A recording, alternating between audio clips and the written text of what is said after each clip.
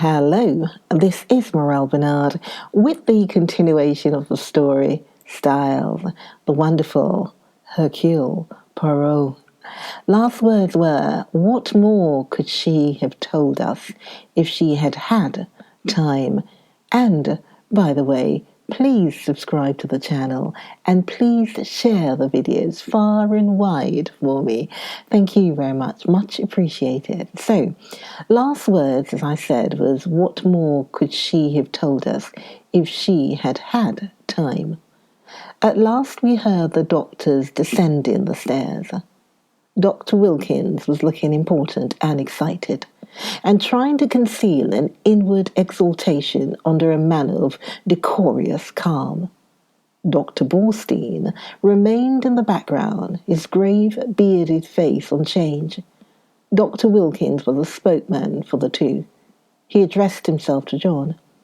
"Mr. Cavendish, I should like your consent to a post-mortem." "Is that necessary?" asked John gravely. A spasm of pain crossed his face. "Absolutely," said Dr. Bornstein. "You mean by that?" "That neither Dr. Wilkins nor myself could give a death certificate under the circumstances." John bent his head. "In that case, I have no alternative but to agree." "Thank you," said Dr. Wilkins briskly. "We propose that it should take place tomorrow night, or rather, tonight." And he glanced at daylight. "Under the circumstances, I'm afraid an inquest can hardly be avoided. These formalities are necessary, but I beg that you won't distress yourselves." There was a pause, and then Dr. Bornstein drew 2 keys from his pocket and handed them to John. "These are the keys of the 2 rooms. I have locked them, and, in my opinion, they would be better kept locked for the present." The doctors then departed. I had been turning over an idea in my head, and I felt that the moment had now come to broach it. Yet I was a little chary of doing so. John, I knew, had a horror of any kind of publicity, and was an easygoing optimist who preferred never to meet trouble halfway. It might be difficult to convince him of the soundness of my plan. Lawrence, on the other hand, being less conventional and having more imagination, I felt I might count upon as an ally. There was no doubt that the moment had come for me to take the lead. "John," I said, "I'm going to ask you something." "Well?" "You remember my speaking of my friend Poirot, the Belgian who's here? He has been a most famous detective." "Yes." "I want you to let me call him to investigate this matter." "What, now? Before the post-mortem?" "Yes. Time is an advantage if there has been foul play." "Rubbish," cried Lawrence angrily. "In my opinion, the whole thing is a mare's nest of Bornsteins. Wilkins hasn't an idea of such a thing, until Bornstein put it into his head. But like all specialists, Bornstein's got a bee in his bonnet. Poisons are his hobby, so of course he sees them everywhere." I confess that I was surprised by Lawrence's attitude. He was so seldom vehement about anything. John hesitated. "I can't feel as you do, Lawrence," he said at last. "I'm inclined to give Hastings a free hand, though I should prefer to wait a bit. We don't want any unnecessary scandal." "No, no," I cried eagerly. "You need have no fear of that. Poirot is discretion itself." "Very well, then, have it your own way. I leave it in your hands. Though, if it is as we suspect, it seems a clear enough case. God forgive me if I am wronging him." I looked at my watch. It was 6 o'clock. I determined to lose no time. 5 minutes delay, however, I allowed myself. I spent it in ransacking the library until I discovered a medical book which gave a description of strychnine poisoning. The house which the Belgians occupied in the village was quite close to the park gates. One could save time by taking a narrow path through the long grass, which cut off the detours of the winding drive. So I accordingly went that way. I had nearly reached the lodge when my attention was arrested by the running figure of a man approaching me. It was Mr. Inglethorpe. Where had he been? How did he intend to explain his absence? He accosted me eagerly. My God, this is terrible. My poor wife. I have only just heard. Where have you been? I asked. Denby kept me late last night. It was 1 o'clock before we'd finished. Then I'd found that I'd forgotten the latch key after all. I didn't want to arouse the household, so Denby gave me a bed. How did you hear the news? I asked. Wilkins knocked Denby up to tell him. My poor Emily. She was so self-sacrificing, such a noble character. She overtaxed her strength. A wave of revulsion swept over me. What a consummate hypocrite the man was. I must hurry on, I said, thankful that he did not ask me whether I was bound. In a few minutes I was knocking at the door of Leaseway's cottage. Getting no answer, I repeated my summons impatiently. A window above me was cautiously open, and Poirot himself looked out. He gave an exclamation of surprise at seeing me. In a few brief words, I explained the tragedy that had occurred and that I wanted his help. Wait, my friend, I will let you in, and you shall recount to me the affair whilst I dress. In a few moments he had unbarred the door, and I followed him up to his room. There he installed me in a chair, and I related the whole story, keeping back nothing and omitting no circumstance, however insignificant, whilst he himself made a careful and deliberate toilet. I told him of my awakening, of Mrs. Inglethorpe's dying words, of her husband's absence, of the quarrel the day before, of the scrap of conversation between Mary and her mother-in-law that I had overheard, of the former quarrel between Mrs. Inglethorpe and Evelyn Howard, and of the latter's innuendos. I was hardly as clear as I could wish. I repeated myself several times, and occasionally had to go back to some detail that I had forgotten. Poirot smiled kindly on me. The mind is confused, is it not so? Take time, mon ami. You are agitated. You are excited. It is but natural. Presently, when we are calmer, we will arrange the facts neatly, each in his proper place. We will examine and reject. Those of importance we will put on one side. Those of no importance, poof. He screwed up his cherub-like face and puffed comically enough. Blow them away. That's all very well, I objected. But how are you going to decide what is important and what isn't? That always seems the difficulty to me. Poirot shook his head energetically. He was now arranging his moustache with exquisite care. Not so, voyons. One fact leads to another. So we continue. Does the next fit in with that? Merville. Good. We can proceed. This next little fact.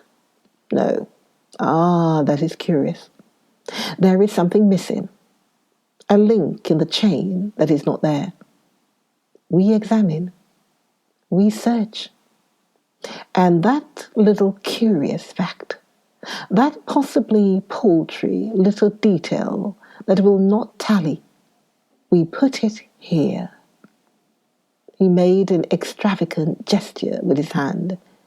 It is significant. It is tremendous. Yes. Ah. Poirot shook his forefinger so fiercely at me that I quailed before it. Beware. Peril to the detective who says it is so small, it does not matter. It will not agree. I will forget it.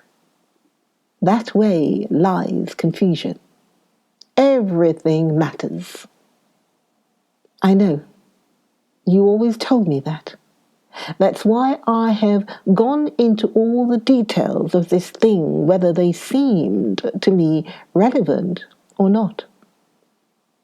And I am pleased with you. You have a good memory, and you have given me the facts faithfully. Of the order in which you present them, I say nothing, truly. It is deplorable. But I make allowances. You are upset. To that I attribute the circumstance that you have omitted one fact of paramount importance. What is that? I asked. You have not told me if Mrs. Inglethorpe ate well last night. I stared at him. Surely the war had affected the little man's brain. He was carefully engaged in brushing his coat before putting it on, and seemed wholly engrossed in the task. I don't remember, I said. And anyway, I don't see, you do not see. But it is of the first importance. I can't see why, I said, rather nettled. As far as I can remember, she didn't eat much. She was obviously upset, and it had taken her appetite away. That was only natural. Yes, said Poirot thoughtfully. It was only natural. He opened a drawer and took out a small dispatch case, then turned to me. Now I am ready. We will proceed to the chateau and study matters on the spot. Excuse me, mon ami.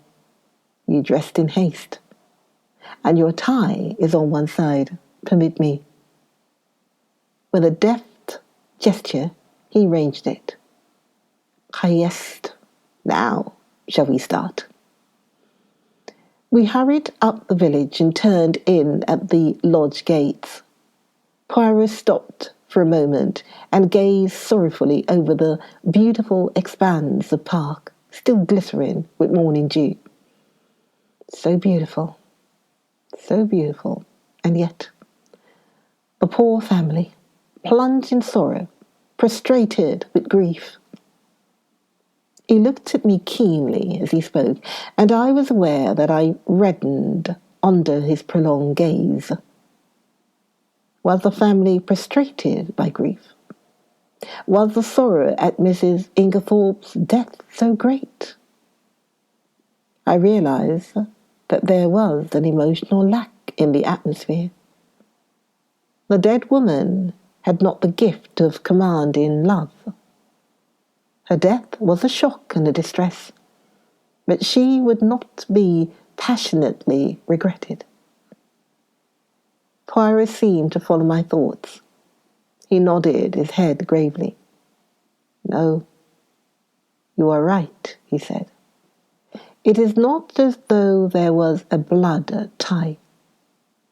She has been kind and generous to these Cavendishes, but she was not their own mother. Blood tells.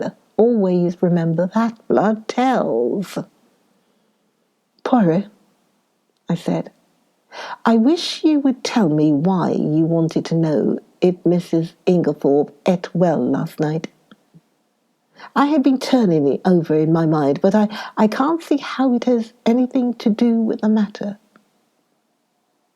He was silent for a minute or two as we walked along, but finally he said, I do not mind telling you, though, as you know, it is not my habit to explain until the end is reached. The present contention is that Mrs. Inglethorpe died of strychnine poisoning, presumably administered in her coffee. Yes. Well, what time was the coffee served? About 8 o'clock.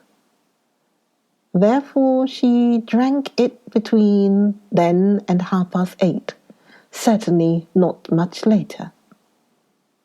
Well, strychnine is a fairly rapid poison. Its effects would be felt very soon, probably in about an hour. Yet, in Mrs. Inglethorpe's case, the symptoms do not manifest themselves until 5 o'clock the next morning. 9 hours. But a heavy meal, taken at about the same time as the poison, might retard its effects, though hardly to that extent. Still, it is a possibility to be taken into account. But according to you, she ate very little for supper. And yet the symptoms do not develop until early the next morning. Now, that is a curious circumstance, my friend. Something may arise at the autopsy to explain it. In the meantime, remember it. As we neared the house, John came out and met us. His face looked weary and haggard. This is a very dreadful business, Monsieur Poirot, he said. Hastings has explained to you that we are anxious for no publicity. I comprehend perfectly. You see, it is only suspicion so far. We have nothing to go upon. Precisely. It is a matter of precaution only. John turned to me, taking out his cigarette case and lighting a cigarette as he did so. You know that fellow Inglethorpe is back? Yes, I met him. John flung the match into an adjacent flower bed, a proceeding which was too much for Poirot's feelings. He retrieved it and buried it neatly. It's jolly difficult to know how to treat him. That difficulty will not exist long, pronounced Poirot quietly. John looked puzzled, but not quite understanding the portent of this cryptic saying. He handed the 2 keys which Dr. Bornstein had given him to me. Show Monsieur Poirot everything he wants to see. The rooms are locked, asked Poirot. Dr. Bornstein considered it advisable. Poirot nodded thoughtfully. Then he is very sure. Well, that simplifies matters for us. We went together to the room of the tragedy. For convenience, I penned a plan of the room and the principal articles of furniture in it. Poirot locked the door on the inside and proceeded to a minute inspection of the room. He darted from one object to the other with the agility of a grasshopper. I remained by the door, fearing to obliterate any clues. Poirot, however, did not seem grateful to me for my forbearance. What have you, my friend, he cried, that you remain there like, how do you say it? Ah, yes, the stuck pig. I explained that I was afraid of obliterating any footmarks. Footmarks? But what an idea. There has already been practically an army in the room. What footmarks are we likely to find? No, come here and aid me in my search. I will put down my little case until I need it. He did so, on the round table by the window, but it was an ill-advised proceeding, for the top of it being loose, it tilted up and precipitated the dispatch case on the floor. Ah, voilà un table, cried Poirot. Ah, my friend, one may live in a big house and yet have no comfort. After which piece of moralizing he resumed his search. A small purple dispatch case with a key in the lock, on the writing table, engaged his attention for some time. He took out the key from the lock and passed it to be inspected. I saw nothing peculiar, however. It was an ordinary key of the Yale type, with a bit of twisted wire through the handle. Next, he examined the framework of the door we had broken in, assuring himself that the bolt had really been shot. Then he went to the door opposite, leading into Cynthia's room. The door was also bolted, as I had stated. However, he went to the length of unbolting it and opening and shutting it several times. This he did with the utmost precaution against making any noise. Suddenly, something in the bolt itself seemed to rivet his attention. He examined it carefully, and then, nimbly, whipping out a pair of small forceps from his case, he drew out some minute particle, which he carefully sealed up in a tiny envelope. Join me for more styles, more of Hercule Poirot. Join me for the next video of Poirot with me, Morel Bernard. Join me for the next video. Look forward to seeing you then in the next video.